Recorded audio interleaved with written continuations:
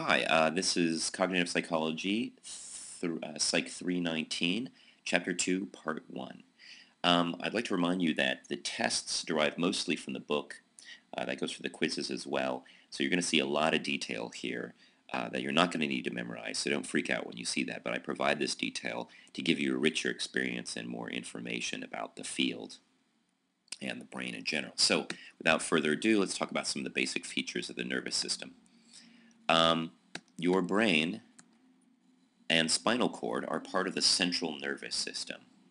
The peripheral nervous system includes the nerves and anything that's not part of the brain or the spinal cord. So it also includes sensory receptors and things like that we'll talk about in a bit. We use a certain terminology to orient people to what part of the brain we're talking about when we refer to the brain. Sort of your north, south, east, and west of the brain. And it's portrayed here in two species. I'm going to refer to the alligator up top here in the upper left-hand panel. So you notice this long line down the length of the alligator. That's the neuroaxis, and all the coordinates are made in reference to the neuroaxis. The dorsal and ventral terms mean the back and the front of the animal. And the back of the animal is easy to remember because when you think of dorsal, you usually think of a dorsal fin, like on a whale or a shark or something like that. So that's dorsal and ventral. Rostral means the beak of an animal. So that's associated with the nose, and caudal is associated with the tail. So rostral and caudal really mean anterior and posterior, the front and the back of the animal. Now, if you look at the human below in the lower left-hand panel, you'll notice that the neural axis is bent when you get to the brain. And this is important to remember because we don't crawl around on the floor like alligators. Their neural axis bends, and thus the coordinate system bends. So dorsal refers to the top of the brain, and ventral refers to underneath the brain. Simultaneously, and when you're talking about the spinal cord, dorsal refers to the back of the spinal cord, and ventral refers to the front. At the right-hand panel, there's two other coordinates you need to be concerned about, lateral and medial. Lateral means referring to the side. As you move closer to your ears, you're moving more lateral in the brain, and medial means you're moving toward the middle. So here's three different views of the brain. You can see your dorsal, ventral, rostral, caudal outlined on the brain and the spinal cord. We also have three ways of cutting through the brain. We can take a horizontal section through the brain. Horizontal sections are parallel to the ground. We can take a transverse section, otherwise known as a coronal section, which is cutting from dorsal to ventral, and then a sagittal plane, which is slicing down the middle between the two hemispheres or anywhere along that axis. Another concept that's important is the contralateral versus ipsilateral. Contralateral means coming from the opposite side of the brain. So in your brain, the right hemisphere controls the left side of your body, your left arm, and so on and so forth. So we say the right hemisphere controls the contralateral side of the body.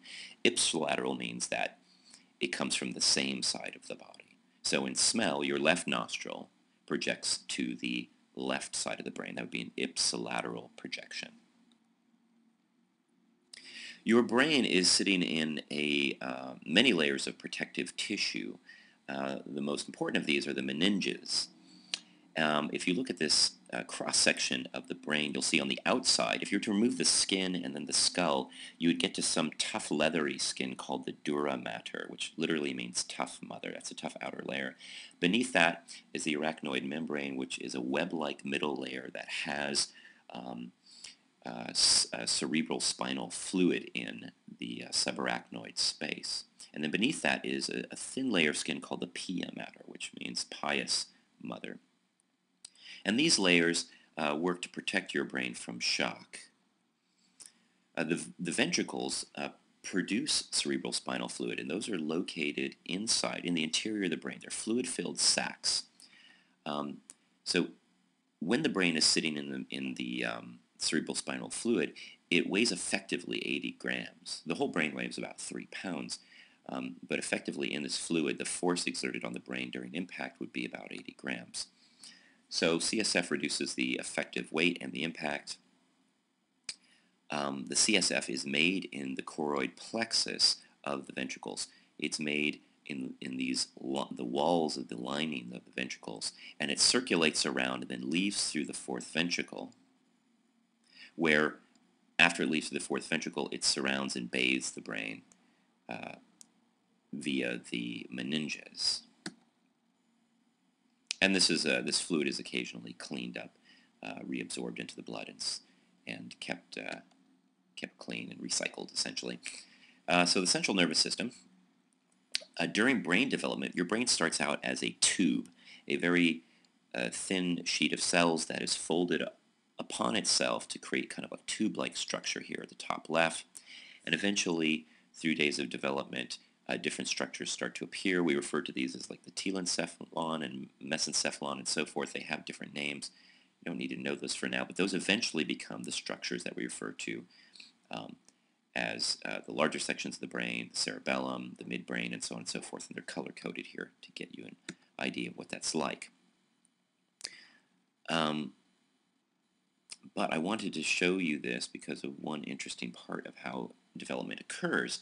So when you're building a building, the first thing you build is, of course, the foundation, and then you build a sort of scaffolding or inner architecture, and then you build, the walls, windows, doors, and so on and so forth. So you're starting from this scaffold, and the brain does the same thing. When you're when in the early stages of development, you have this neural tube.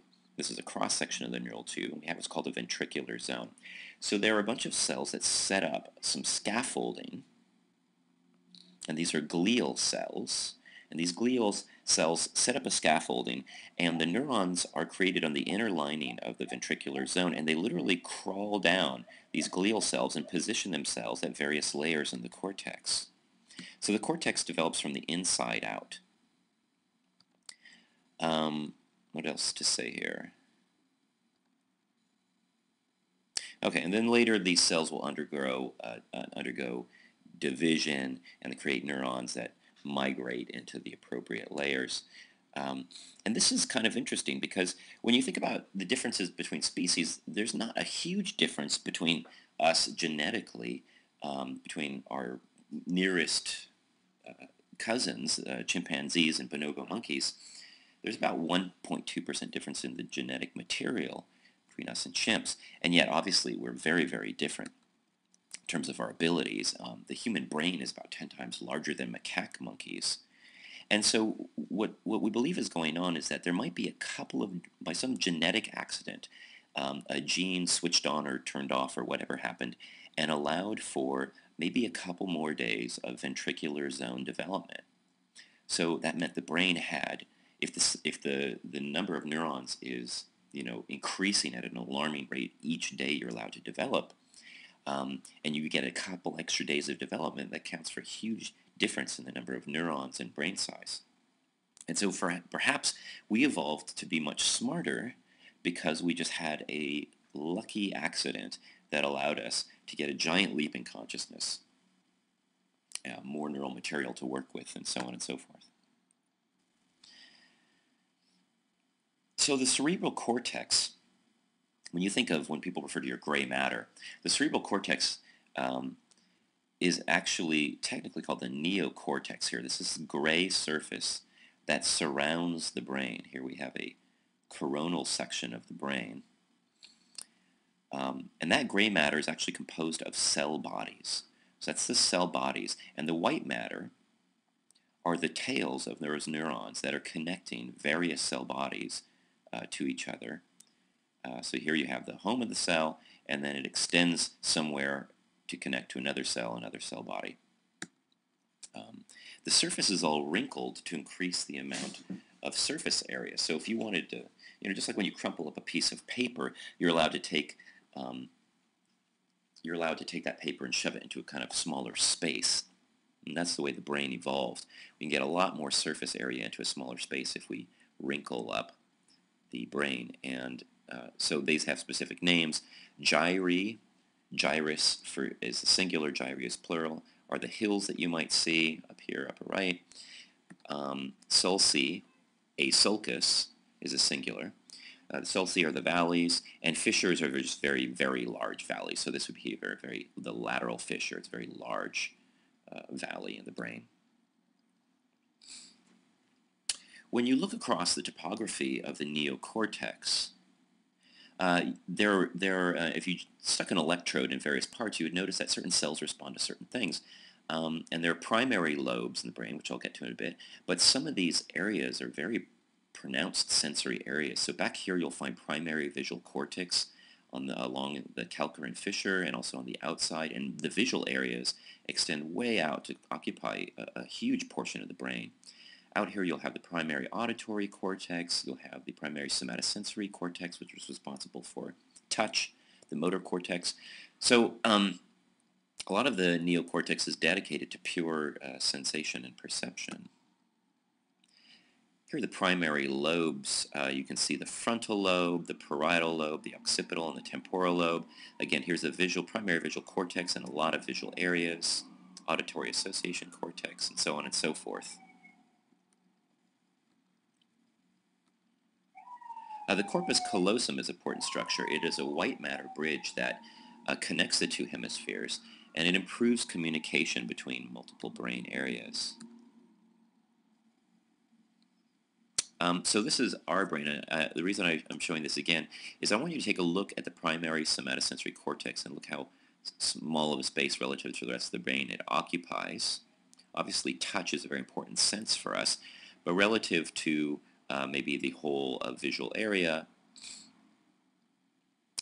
it might be a diminished sense in terms of neural real estate. This is a very curious animal here. This is the star-faced mole. And the star-faced mole, that little funny appendage that it has sticking out here is actually its nose. You can see it has hands, and these are for digging. Now this thing looks terrifying, and it's not exactly 6 feet tall. It's on the order of inches. It can see, although it's virtually blind.